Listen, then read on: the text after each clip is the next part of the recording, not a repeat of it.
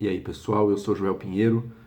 Se inscrevam aqui no meu canal, cliquem no sininho, curtam e compartilhem esse vídeo também para a gente levar o debate sempre adiante. Debate político deveria ser levado adiante, na verdade qualquer debate, qualquer discussão, deveria idealmente ser levado adiante com argumentos.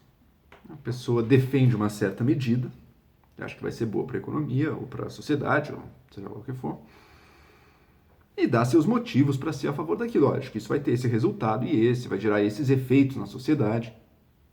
Quem é contra aquela medida vai, por sua vez, dizer não, na verdade, o efeito será nefasto, será esse, e ela vai levar isso aqui. A gente vai ter essas consequências para a sociedade.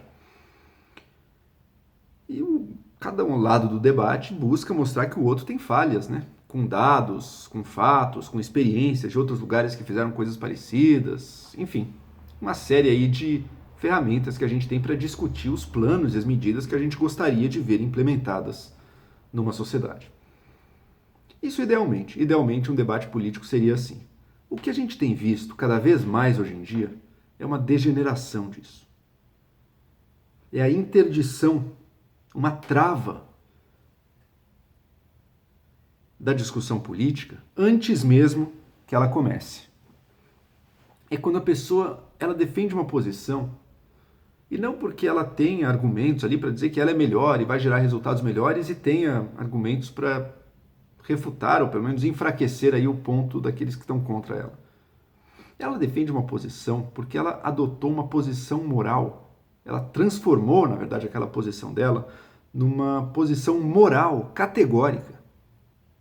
E no qual ela considera, portanto, que quem discorda dela naquele ponto, ela não está interessada em ouvir argumento contrário ou pensar quais vão ser os efeitos na sociedade, nada disso. Quem discorda dela é imoral, tem uma falha de caráter e ponto final. Ou defende interesses escusos e indefensáveis, ou então é um caráter, uma psicologia tão deformada que também não merece ser tratada como um interlocutor legítimo e qualificado.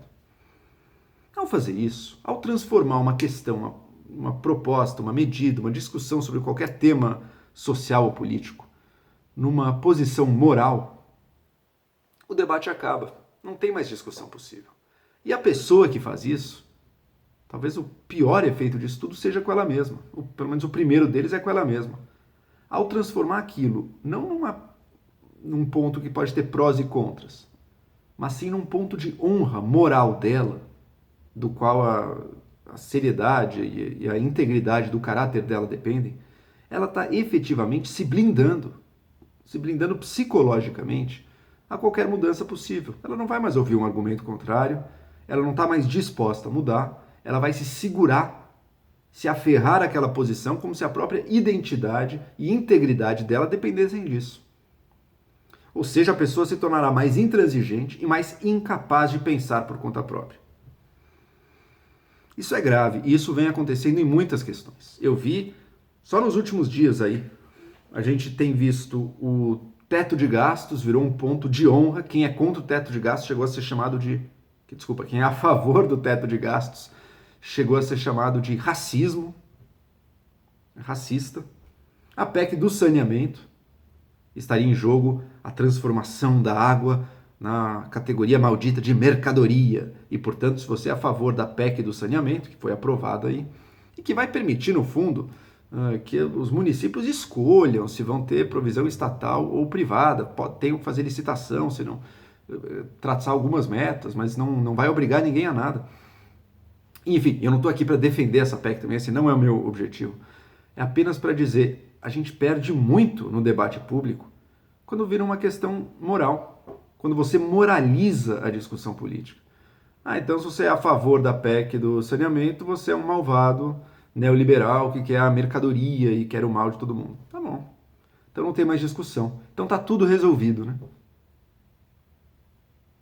A pessoa que adota esse tipo de posicionamento, ela acha que não existe problema político e de uso de gestão pública na sociedade. Ela acha que é só uma questão de luta dos bons, ela contra os maus, quem discorda dela. E claro, não é só a esquerda. Eu dei 2 exemplos de esquerda aqui, mas não é só a esquerda que faz isso. A gente pode pensar em posições de direita que usam dos mesmos recursos.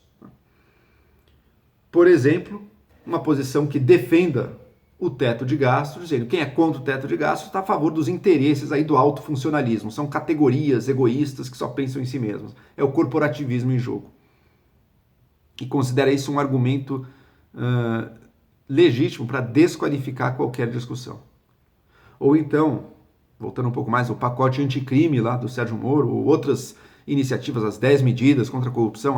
Quem é contra isso aqui é a favor dos corruptos, está defendendo o interesse dos corruptos. E vejam que interessante. É possível, sim, eu não duvido nada, que, por exemplo, aqueles 10 medidas contra a corrupção lá que tinha, que não eram, aparentemente, não eram as melhores medidas ali, mas eu não tenho dúvida de que políticos corruptos, eram contrários a elas, porque tornaria mais difícil a vida deles. Mas o fato de políticos corruptos serem contrários a uma medida não significa que essa medida é boa. Ela pode ter 1 milhão de outros problemas. Ela pode ter 1 milhão de efeitos ruins sobre a segurança jurídica, sobre os direitos individuais, sobre uma série de coisas. E que não é o fato de você ter identificado, olha, tem um grupo de interesses aqui de curto prazo que são favorecidos com essa medida. Esses interesses eu considero ilegítimos ou maus. Portanto, a medida é ruim. Não. A medida pode ser boa e, mesmo assim, ter no curto prazo um grupo de interesses que seja a favor dela e outros que são contra. Isso não vai ao cerne. Isso não determina se aquela medida vai ter os efeitos bons que se espera e que se debate com ela. Para o indivíduo, como eu falei, é péssimo adotar essa posição, porque esse tipo de posição, essa moralização da discussão política, porque ele se blinda contra a mudança. Ele se torna incapaz de aprender, ele se torna menos racional. Ele vai argumentar muito mais com juízos categóricos sobre o caráter alheio. Não vai ajudar a si mesmo de forma alguma, né? Mas tem efeitos sociais muito ruins também. Primeiro, do ponto de vista da persuasão política, é uma postura muito ruim de se adotar, porque você não vai conseguir trazer ninguém para o seu lado. Pelo contrário, você vai aumentar a distância que separam as pessoas.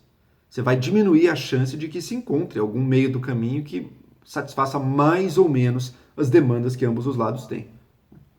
Então, sei lá, medidas da segurança pública. Mas quem quer segurança pública é fascista. Ou então quem não quer é bandido. Então, a gente se afasta e não consegue trabalhar juntos um projeto que contemple um pouco os lados mais relevantes e mais urgentes de cada posição. O que faz essa postura? A postura da moralização do debate. Ela promove coesão interna. Coesão maior dentro do próprio grupo. Por quê? Por meio da intimidação, ela está dizendo, olha, vocês sigam a nossa linha direitinho, viu? Porque quem não seguir vai ser condenado, vai ser taxado de imoral e vai receber, portanto, essa sanção social aqui entre nós. Funciona para fazer todo mundo andar certinho na mesma linha, dentro do grupo, dentro daquela identidade, daquele lado do debate político. Não serve para trazer mais pessoas.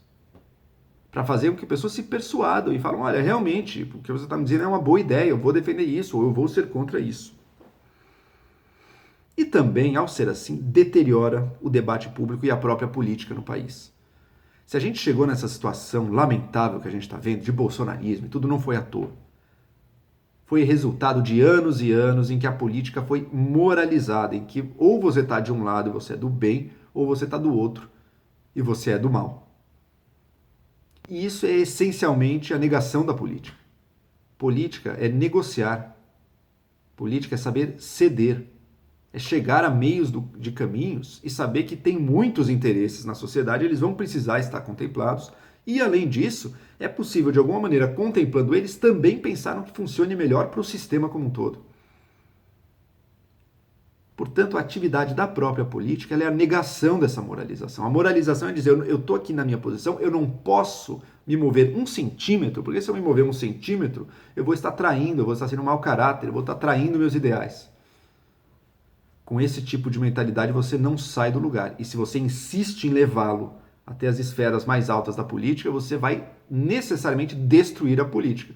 Você vai eleger um Bolsonaro, se você for de direita, que vendia essa imagem, né? Além de tudo era uma imagem falsa, mas vendia essa imagem. Se você for de esquerda, você vai eleger algum radical de esquerda com um potencial tão grande quanto de causar danos à sociedade e às nossas instituições. Portanto, é óbvio que a maioria das pessoas vai moralizar muita coisa sempre. Mas você, que é capaz de pensar, que é capaz de argumentar, não ceda a essa tentação. É gostoso ceder a essa tentação. É gostoso tirar uma onda com os outros. É gostoso apontar o dedo e dizer que os outros são imorais. E é gostoso sair bem na foto do seu próprio lado político.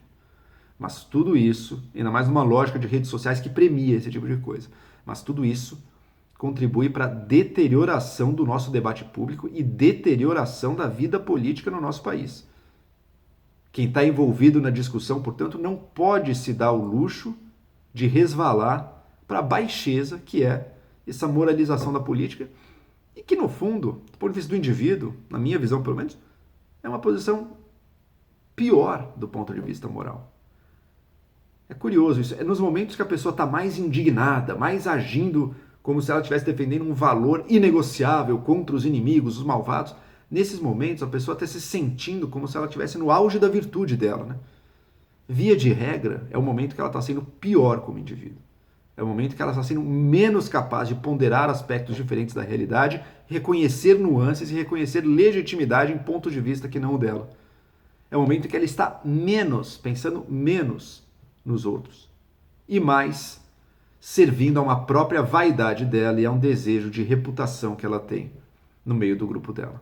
Então pensem nisso, vamos lutar e tentar moralizar menos a discussão política, nos voltar mais para argumentos, para fatos, para dados. Discussões em que a moral e a ética estão presentes, os valores estão presentes, mas estão presentes sempre de uma maneira possível de ser negociada. E de fato, a minha posição prioriza esses valores aqui. Agora, eu não posso abrir mão totalmente do que o outro lado está pensando, porque eu vou levar a problemas também. Enfim, o Brasil, o futuro do Brasil e do mundo, na verdade, o mundo passa por isso. Eu penso, em alguma medida, graças às redes sociais. Mas, enfim, o Brasil numa crise tão profunda, se a gente tiver esperança de sair dela, a gente vai precisar abrir mão disso. Abrir mão dessa moralização gostosa, que faz bem para o ego, mas muito mal para a sociedade. Hoje em dia, é fácil moralizar para quem é de esquerda, porque está longe do poder. Pelo menos do poder central. Mas não tenho dúvidas, não é uma questão de que a direita é malvada e a esquerda é boa, não. Ambos os lados estão sujeitos a cometer abusos e a fazer o mesmo tipo de antipolítica muito nociva para a sociedade. Não podemos permitir que isso aconteça. Às vezes uma minoria de pessoas um pouquinho mais esclarecidas pode fazer toda a diferença nisso aí. É isso aí, até a próxima.